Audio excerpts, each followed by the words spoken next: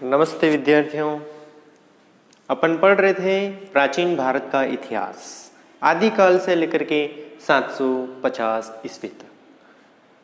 उस प्राचीन काल के इतिहास के अंदर हम पढ़ रहे थे इतिहास के जनने के स्रोत। स्रोतों के अंदर अगर हम देखें तो हमने सबसे पहले शुरू किया था साहित्यिक स्रोत।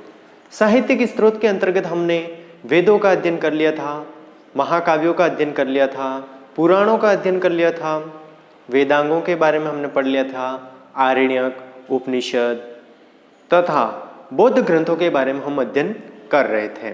बौद्ध ग्रंथों के अंदर भी देखें तो हमने पिटकों का अध्ययन कर लिया था। आज हम देखेंगे अन्य बौद्ध ग्रंथ, जैन साहित्य, इसके बारे में अपन अध्ययन करेंगे।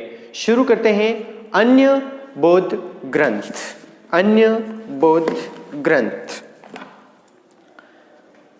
अन्य बौद्ध ग्रंथ के अंदर देखते हैं अपन अन्य बौद्ध ग्रंथ। अन्य बौद्ध ग्रंथ के अंदर देखें प्यारे विद्यार्थियों, आपको पता होगा 16 महाजनपदों का उल्लेख कौन से बौद्ध ग्रंथ के अंदर मिलता है। ये प्रश्न 2018 रीट के अंदर आ चुका है। तो अंगुत्तर निकाय एक बौद्ध ग्रंथ है जिसके अंदर 16 महाजनपदों का उल्लेख मिलता है। साथ ही जैन साहित्य की अगर बात करें तो वहां पर भी 16 महाजनपदों का उल्लेख मिलता है। वो ग्रंथ जो है वो भगवती सूक्त है। कौन सा है? भगवती सूत्र या सूक्त।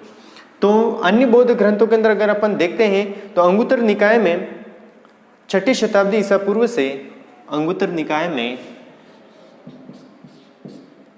अंगुत्तर निकाय, अंगुत्तर निकाय एक ग्रंथ है बौद्ध साहित्य का। अंगुत्तर निकाय, अंगुत्तर निकाय में 6ठी शताब्दी ईसा पूर्व के 16 महाजनपदों का उल्लेख मिलता है। तो लिख लीजिए अंगुत्तर निकाय में 6ठी शताब्दी, 6ठी शताब्दी ईसा पूर्व के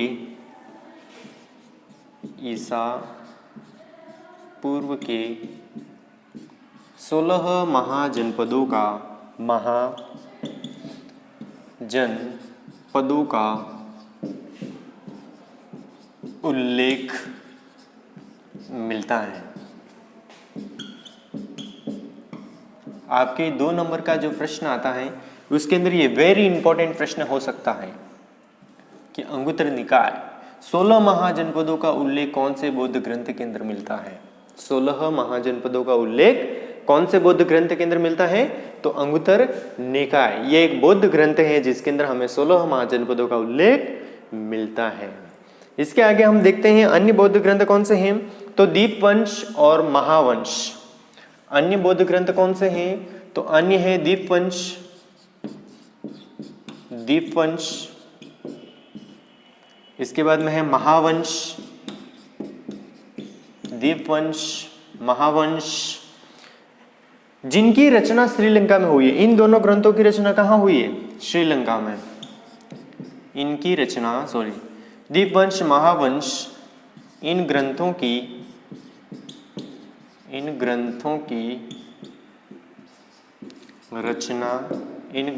रचना श्रीलंका में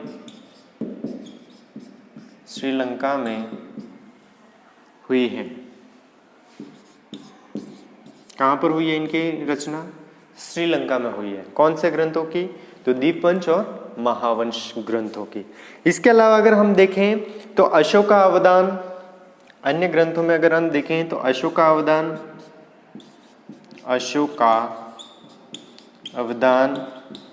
ये भी एक क्या है? बौद्ध ग्रंथ है, अशोकावदान। इसके बाद में अवदान शतक,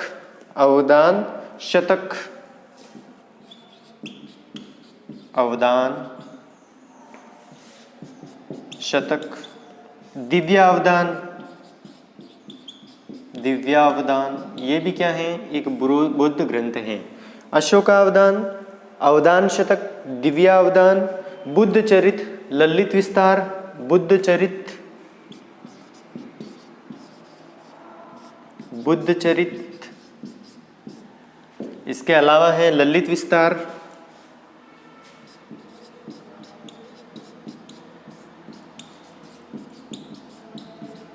आदि। ये कौन से ग्रंथ हैं? तो ये हैं जैन, ये हैं बौद्ध ग्रंथ। कौन से ग्रंथ हैं?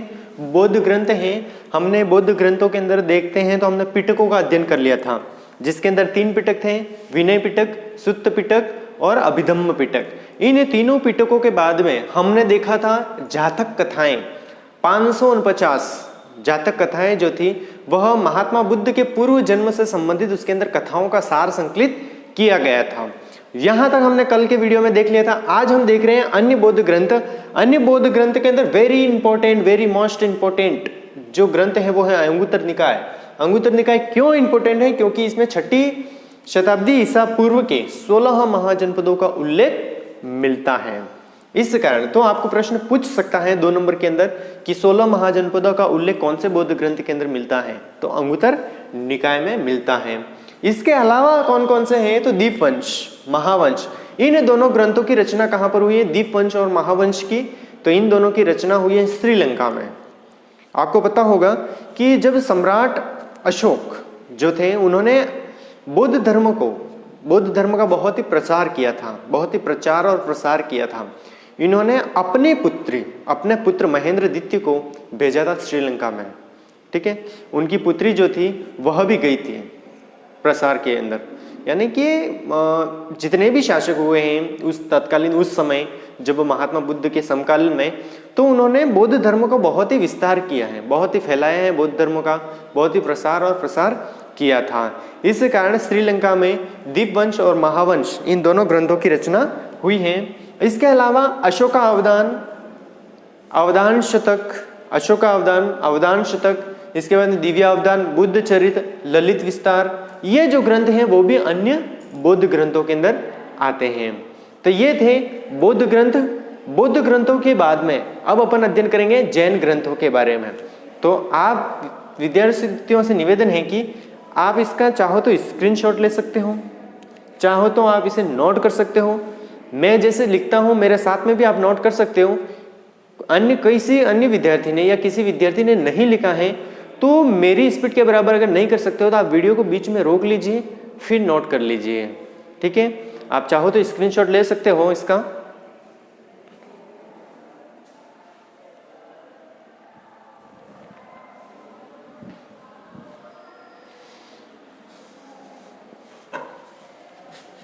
अब अपन आगे बढ़ते हैं। अपने ब्राह्मण ग्रंथों को देख लिया, ब्राह्मण ग्रंथों के बाद में हमने बौद्ध ग्रंथों को देख लिया, और अब अपन देखने जा रहे हैं जैन ग्रंथों को कि जैन ग्रंथ कौन कौन से हैं, जैन ग्रंथों के अंदर किसका उल्लेख मिलता है, क्या है, देख लेते हैं अपन उसको।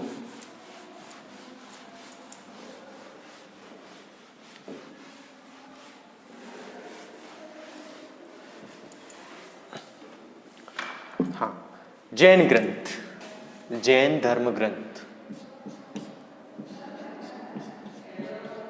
जैन धर्म ग्रंथ। जैन धर्म ग्रंथ के अंदर अगर अपन देखते हैं तो जैन धर्म ग्रंथों में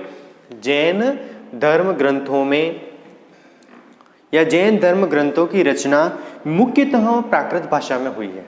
मुख्यतः कौन सी भाषा में हुई है? प्राकृत भाषा में। आपको मैं बता दूं कि अगर अपन देखते हैं कौन से, एक तरफ तो लिख लेना है आपको जैन, एक तरफ लिख देना है बौद्ध। अगर ये जैन धर्म साहित्य जो है उनकी जो लिखे गए हैं वो कौन सी भाषा में लिखे गए हैं? प्राकृत भाषा में। प्राकृत भाषा में जो ग्रंथ लिखे गए हैं वो कौन सी भाषा में लिखे गए? प्राकृत भाषा में। बौद्ध जो धर्म ग्रंथ लिखे गए हैं वो पाली भाषा में लिखे गए हैं। कौन सी भाषा में? पाली भाषा में। ये आप याद रखना, ये भाषा से संबंधित भी आप याद रखना कि बौद्ध धर्म ग्रंथ कौन सी भाषा में लिखे गए हैं? तो पाली भाषा में। और जैन धर्म ग्रंथ कौन सी भाषा में लिखे गए हैं? प्राकृत भाषा के अंदर लिखे गए हैं। क्योंकि इन दोनों ग्रंथों के अंदर बहुत सारा अंतर आपको नजर आएगा, क्योंकि ये जो भाषा है उस समय प्राकृत भाषा के अंदर लिखे गए, और बौद्ध जो धर्म है उसके जो धर्म ग्रंथ हैं वो किस में लिखे गए हैं, पाली भाषा के अंदर लिखे गए हैं। तो जैन धर्म ग्रंथों की रचना मुख्यतः कौन से भाषा में हुई है, तो प्राकृत भाषा के अंदर हुई है। जैन धर्म ग्रंथ को क्या कहा जाता है, आगम कहा जाता है। जैन धर्म ग्रंथ जो है उनको क्या कहा जाता है, जैन धर्म ग्रंथ है उनको क्या कहा जाता है, आगम। क्या कहा जाता है, आगम कहा जाता है। कौन से धर्म ग्रंथों को आगम कहा जाता है, तो जैन धर्म ग्रंथ जो है उनको क्या कहा जाता है, आगम कहा जाता है। कौन सी भाषा के अंदर लिखे गए हैं, प्राकृत भाषा के अंदर लिखे गए हैं। अब इसके अंदर कथाकोश जो ग्रंथ है उसमें है कथाकोश, परिशिष्ट पर्वन, भद्रबाहु चरित, कल्पसूत्र से जैन धर्म के प्रारंभिक इतिहास का ज्ञान होता है। भद्रबाहु चरित, भद्रबाहु रचित, यानी कि भद्रबाहु करके एक व्यक्ति हैं जिन्होंने रचना की है कल्पसूत्र की। कौन से सूत्र की, कल्पसूत्र की। उस कल्पसूत्र ग्रंथ से हमें प्राचीन यानी कि पूर्व जैन धर्म के बारे में हमें पता चलता है कि जैन धर्म कैसे शुरू हुआ, जैन धर्म की स्थापना किसने की थी, इससे संबंधित है। यानी कि जैन धर्म के जो तीर्थंकर हैं 24 तीर्थंकर, उन 24 तीर्थंकरों का भी उल्लेख हमें इसके अंदर मिलता है। और जैन धर्म के जो प्राचीन अवशेष हैं, यानी कि प्राचीन समय में जो जैन धर्म ग्रंथ चल रहा था प्रारंभ में, उसका इतिहास हमें कौन से ग्रंथ से मिलता है, तो कल्पसूत्र से हमें प्राप्त होता है। परिशिष्ट पर्वन, आचारण सूत्र, कल्पसूक्त, भगवती सूक्त, इसके बाद में भद्रबाहु चरित, पुरुष चरित इत्यादि ग्रंथों से हमें तत्कालीन राजनीतिक, सामाजिक और आर्थिक व्यवस्थाओं का ज्ञान प्राप्त होता है जैन धर्मों से। तो मेरे साथ साथ में आप नोट करते रहिएगा, मैं बोर्ड पर लिख रहा हूं।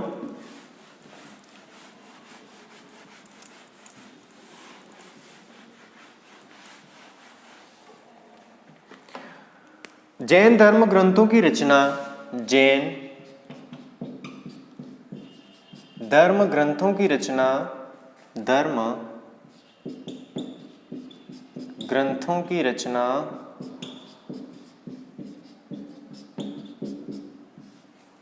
मुख्यतया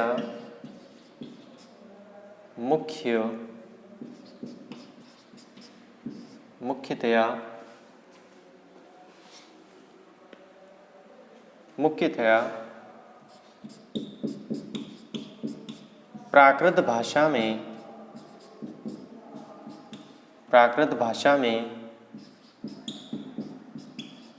की गई है। कौन सी भाषा के अंदर की गई है, प्राकृत भाषा के अंदर की गई है। किसकी रचना, जैन धर्म ग्रंथों की रचना कौन सी भाषा के अंदर की गई है, प्राकृत भाषा में की गई है। जैन धर्म ग्रंथों की रचना कौन सी भाषा में की गई है, तो प्राकृत भाषा के अंदर की गई है इसकी रचना। इसके आगे अगर अपन देखते हैं कि जैन धर्म ग्रंथ आगम कहलाते हैं। जैन धर्म ग्रंथ, जैन धर्म ग्रंथ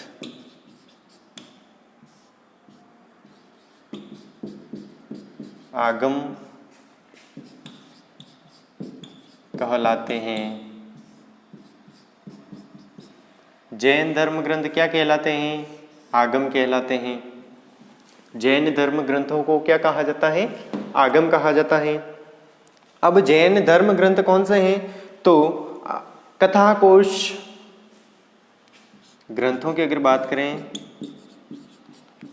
ग्रंथ, तो ग्रंथ के अंदर है कथाकोश,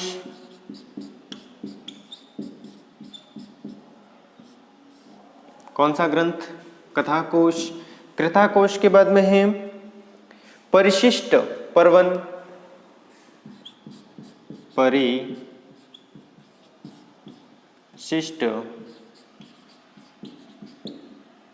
परिशिष्ट पर्वन, भद्रबाहु रचित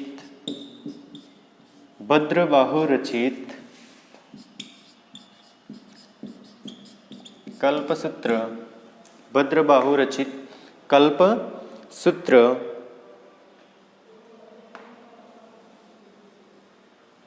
से, भद्रबाहु रचित कल्पसूत्र से हमें जैन धर्म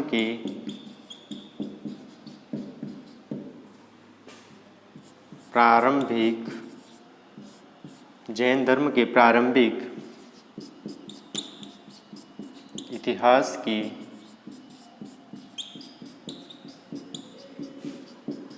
जानकारी मिलती है। किसकी जानकारी मिलती है?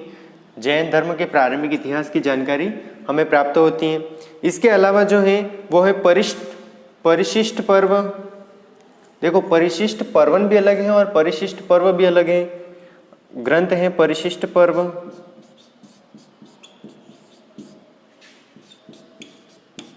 परिशिष्ट पर्व के बाद में अगर हम देखते हैं तो है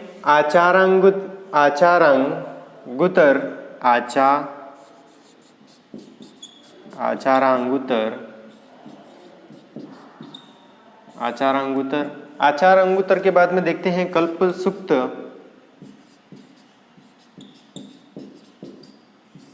इसके बाद में है भगवती सूक्त, भगवती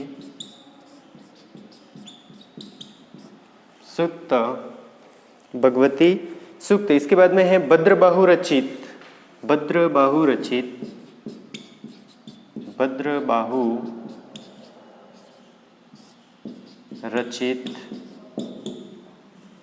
पुरुष चरित्र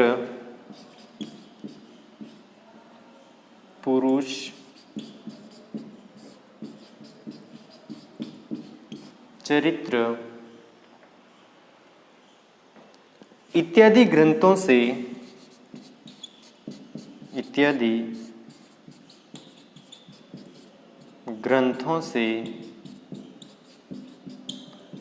ग्रंथों से हमें तत्कालीन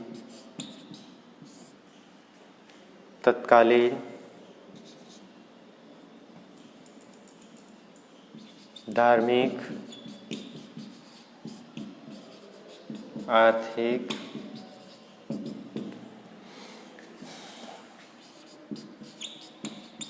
राजनीतिक,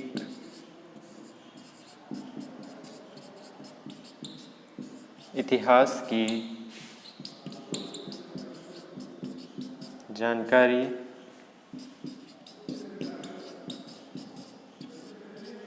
मिलती है। देखो, जैन ग्रंथों की अगर हम बात करते हैं तो जैन ग्रंथों के अंदर हमें मुख्यतः कौन सी भाषा के अंदर रचित है? ये प्राकृत भाषा के अंदर। जैन धर्म ग्रंथ कौन सी भाषा में लिखे गए हैं? प्राकृत भाषा में। जैन ग्रंथों को क्या कहते हैं? आगम कहलाते हैं जैन ग्रंथ। अन्य ग्रंथ कौन कौन से हैं? तो ग्रंथ हैं कथाकोश के बाद में परिशिष्ट पर्वन, भद्रबाहु रचित कल्पसूत्र से हमें जैन धर्म के प्रारंभिक इतिहास की जानकारी मिलती है।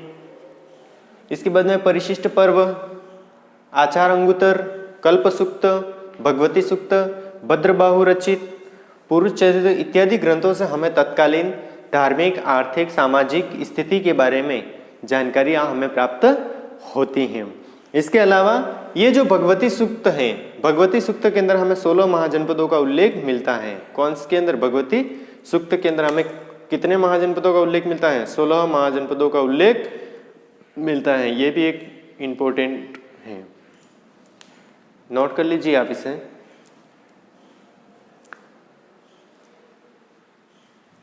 आप इसे नोट कर लीजिए।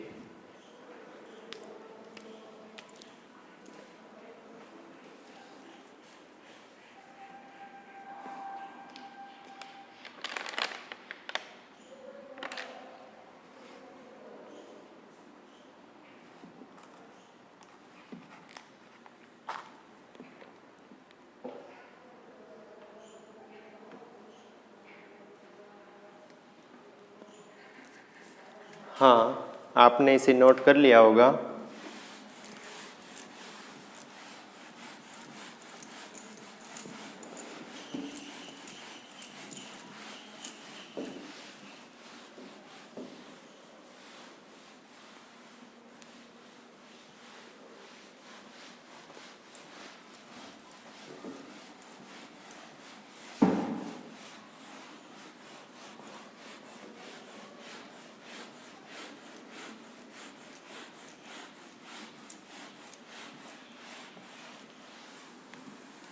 अब अपन देखते हैं धर्मनिरपेक्ष साहित्य। धर्मनिरपेक्ष, जिनका किसी भी धर्म से कोई लेना देना नहीं, ऐसे ग्रंथों को क्या कहा जाता है? धर्मनिरपेक्ष ग्रंथ कहा जाता है। धर्मनिरपेक्ष ग्रंथ, धर्म निरपेक्ष ग्रंथ। अब धर्मनिरपेक्ष ग्रंथों को दो भागों में बांटा गया है। धर्मनिरपेक्ष ग्रंथों को अध्ययन की सुविधा की दृष्टि से कितने भागों में बांटा गया है? दो भागों में, लौकिक साहित्य और विदेशी साहित्य।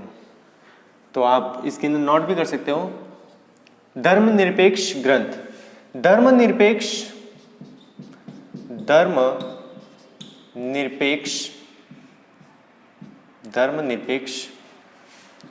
साहित्यों को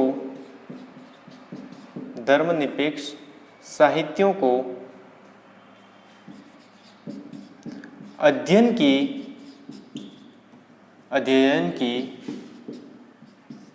सुविधा की दृष्टि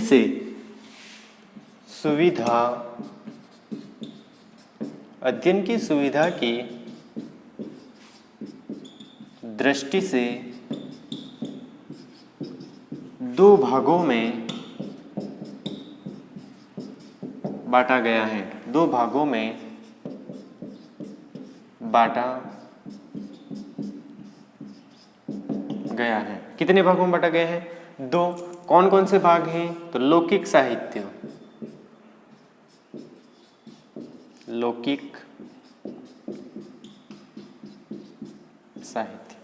कौन सा साहित्य? लौकिक साहित्य। दूसरा है विदेशी यात्रा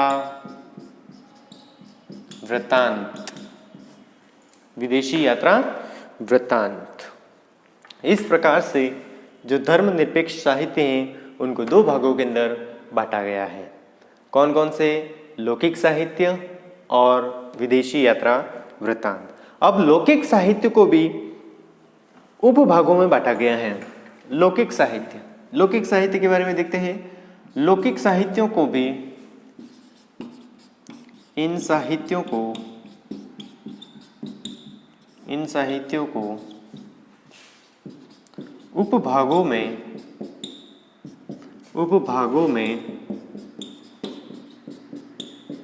विभाजित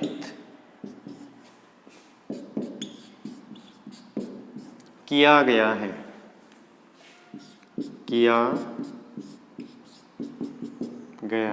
किसे? लौकिक साहित्यों को। अब लौकिक साहित्य को कौन कौन से उपभागों के अंदर बांटा गया है? तो ऐतिहासिक एवं जीवन चरित्र, ऐतिहासिक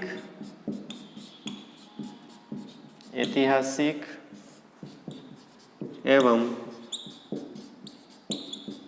जीवन चरित्र,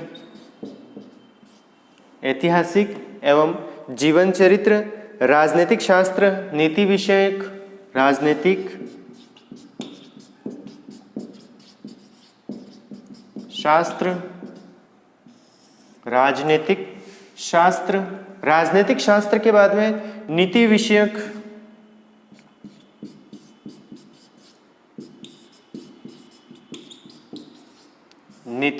ग्रंथ, नीति विषय के बाद में काव्य, नाटक, कथाकोश, काव्य, नाटक,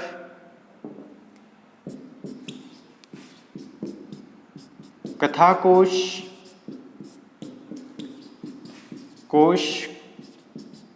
ग्रंथ आदि।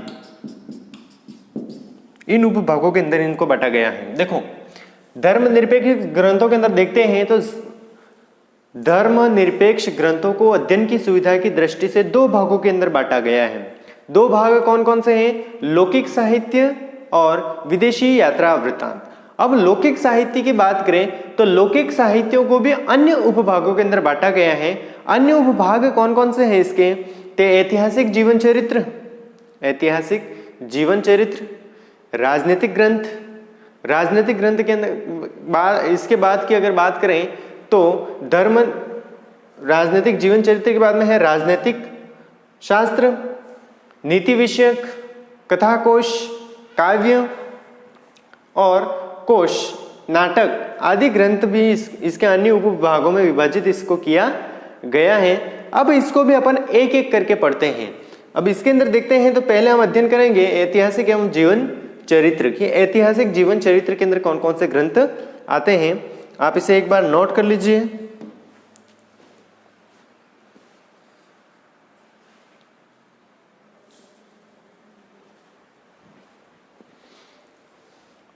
हाँ, तो इसका जो पहला बिंदु है, इस पहले बिंदु के बारे में अपन अध्ययन करते हैं।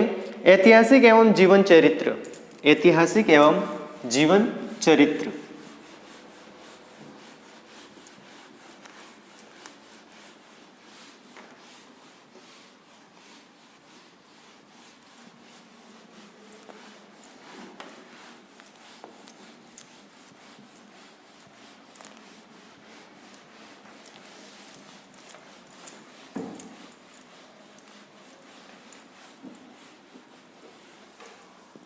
ऐतिहासिक एवं जीवन चरित्र।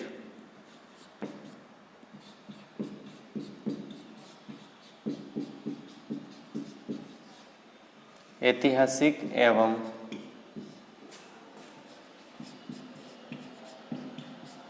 जीवन चरित्र। ऐतिहासिक एवं जीवन चरित्र। कल्हण की राजतरंगिणी। कल्हण की राजतरंगिणी प्राचीन भारत के इतिहास के रूप में लिखा गया प्रथम ग्रंथ है। कल्हण के द्वारा एक ग्रंथ लिखा गया है राजतरंगिणी। वह प्राचीन भारत के इतिहास की रूप में प्राचीन भारत के इतिहास के रूप में लिखा गया प्रथम ग्रंथ है। इसकी रचना 12वीं सदी में की गई थी। कब की गई थी? 12वीं सदी में की गई थी। इसमें दिया गया वर्णन तथ्यों पर आधारित है, अतः अधिक ग्राह्य है, यानी कि अधिक स्पष्ट है। ये कल्हण ने लिखा है कि निष्पक्ष इतिहास वही लिख सकता है जो किसी भी प्रकार के लोभ लालच से दूर होता है। देखो, कल्हण ने क्या कहा है कि निष्पक्ष इतिहास वही व्यक्ति लिख सकता है जो लोभ लालच से दूर हो। स्पष्ट रूप से इन्होंने सही कहा है। यदि कोई व्यक्ति, यदि कोई इतिहासकार किसी राजा महाराजा के अधीन होगा तो वह राजा महाराजा के बारे में उन्होंने जो कार्य नहीं किया होगा फिर भी उसको लिखना पड़ेगा किया है। अगर युद्ध के मैदान में भारी हार हुई होगी तो भी उनको लिखना पड़ेगा हार नहीं हुई थी। क्यों? क्योंकि वह राजा के आश्रय में है, राजा का आशीर्वाद उसे प्राप्त है। और राजा की अगर वह बड़ाई नहीं करेगा, राजा की अगर वह व्याख्या नहीं करेगा बढ़ चढ़ करके, तो उसे इनाम नहीं दिया जाएगा। लोभ लालच में आकर के इतिहास का सही तरीके से वर्णन नहीं कर सकते हैं। आप इसे नोट कर लीजिए। कल्हण की राजतरंगिणी, कल्हण की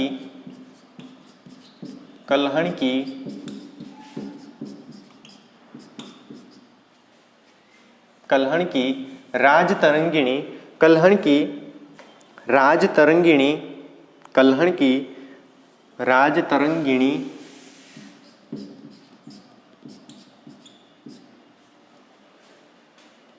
कल्हण की राजतरंगिणी, सॉरी विद्यार्थियों,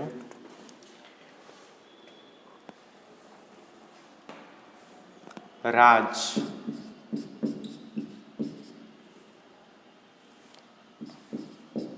तरंगिणी, कल्हण की राजतरंगिणी प्राचीन भारत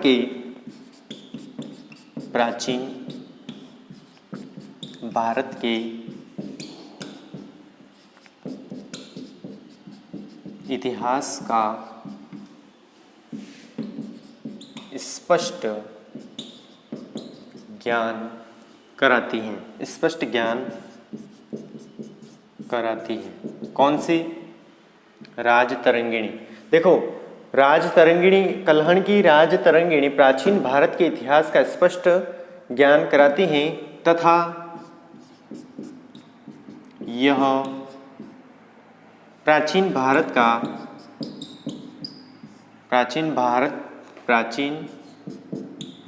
भारतीय इतिहास का प्रथम ग्रंथ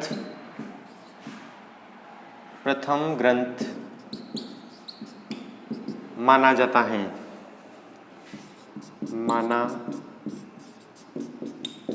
जाता है। कौन सा? राजतरंगिणी। इसमें दिया गया वर्णन तथ्यों पर आधारित है। इसमें दिया गया वर्णन, इसमें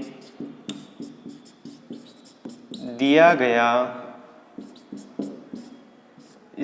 गया वर्णन तथ्यों पर आधारित है। तथ्यों पर आधारित है। किसमें? राजतरंगिणी के अंदर दिया गया। कल्हण ने लिखा है कि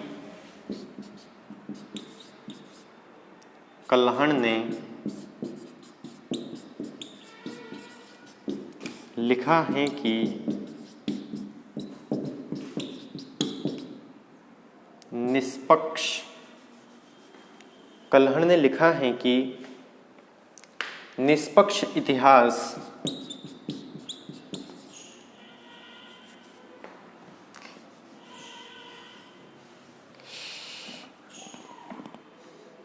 कल्हण ने लिखा है कि निष्पक्ष इतिहास वही लिख सकता है जो किसी भी प्रकार के लोभ लालच से दूर हो।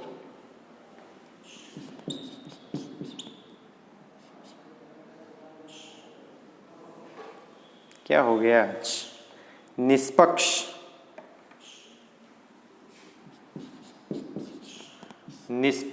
इतिहास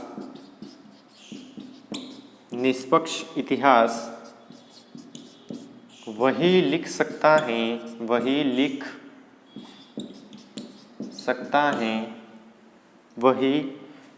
सकता है जो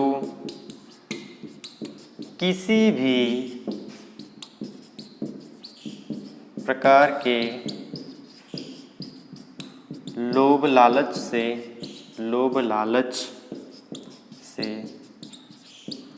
दूर हो। बिल्कुल सही लिखा, ठीक है। गुप्त वंश का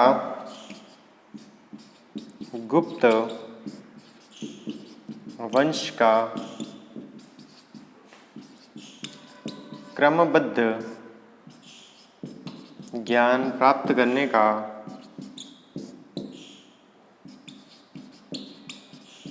गुप्त वंश का क्रमबद्ध ज्ञान प्राप्त करने का महत्वपूर्ण स्रोत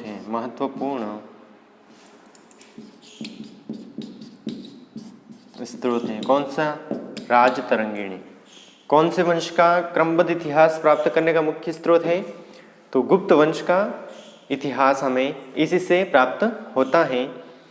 इसके बाद में है बाण का हर्ष चरित्र। बाण भट्ट ने हर्ष चरित्र ग्रंथ लिखा है। वाक्पति का गोंडवाह ग्रंथ लिखा है। विल्हण का विक्रमो देवर्षि विक्रमांग देव चरित्र, जयानक का पृथ्वीराज विजय और चंद्रबरदाई का पृथ्वीराज रासो ग्रंथ लिखा गया है। वह ऐतिहासिक एवं जीवन चरित्र पर आधारित ग्रंथ माने गए हैं। प्यारे विद्यार्थियों, आप इसका स्क्रीनशॉट ले लीजिए। आज हम यहीं पर क्लास को समापन करते हैं। इसके आगे हम कल अध्ययन करेंगे। धन्यवाद।